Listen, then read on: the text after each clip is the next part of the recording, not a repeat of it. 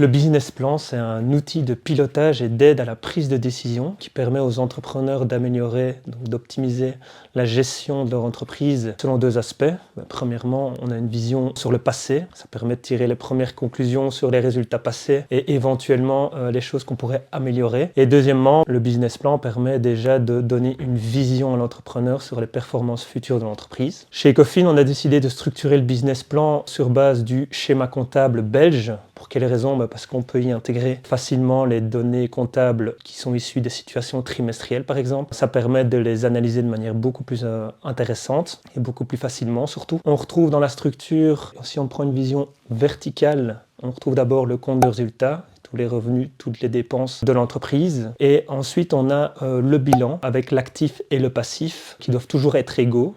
On a d'une part l'actif, c'est tout ce que l'entreprise possède pour fonctionner, et de l'autre côté, on a le passif, ce sont toutes les ressources et toutes les dettes dont l'entreprise dispose pour son activité. Et ensuite, ça c'est pas dans le schéma comptable belge, mais c'est très important parce que c'est ce qui permet de mesurer les performances, on y retrouve le tableau de flux de trésorerie. Il est composé de 4 grands flux. Les flux opérationnels qui sont issus de comptes de résultats, les flux liés à la variation du besoin en fonds de roulement qui se sourcent dans l'actif et dans le passif. Ensuite, on a les flux liés aux investissements. Ça, c'est uniquement au niveau des actifs immobilisés. Et les flux liés au financement, là, on retrouve surtout les dettes financières, dans tout ce qui est lié aux emprunts bancaires et tous les mouvements de capital, donc au niveau des capitaux propres. La somme de ces 4 flux nous donne le flux de trésorerie total de la période qui vient à son tour alimenter le cash disponible. Donc, par exemple, si on commence l'année avec 1 million d'euros en banque, si sur l'année on a un flux de trésorerie total de 500 000 euros, à la fin de l'année on se retrouve avec 1 500 000 euros en banque. Ça, c'était la vision verticale. Si on prend une vision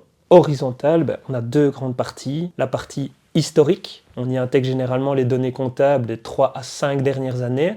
Ça nous permet de faire une première analyse financière des résultats de l'entreprise. Et ensuite, on a toute une partie prospective. Donc là, on émet des hypothèses au niveau du compte de résultats, donc des revenus et des dépenses, et aussi au niveau du bilan, donc tout ce qui est mouvement à l'actif et au passif. Par définition, en ce qui concerne le tableau de flux de trésorerie, on n'émet pas d'hypothèse puisque en fait tous les mouvements de trésorerie sont induits par le compte de résultat et le bilan. C'est très important parce que d'une part, ça permet de vérifier si les projections sont correctes, parce que si on voit quelque chose, une petite problématique au niveau d'un flux qui serait anormal, ça nous permet de corriger éventuellement notre business plan. Et deuxièmement, une fois qu'on voit que tout est bon, ça nous permet de voir les performances réelles de l'entreprise en termes de trésorerie. Une fois qu'on a réalisé le business plan, donc que ce soit la partie historique ou la partie prospective, très important de mettre en place un processus de reporting trimestriel performant. C'est bien beau d'avoir construit un business plan, mais si on ne l'utilise pas par la suite, c'est pas très intéressant. Donc le reporting trimestriel, ce sont des situations comptables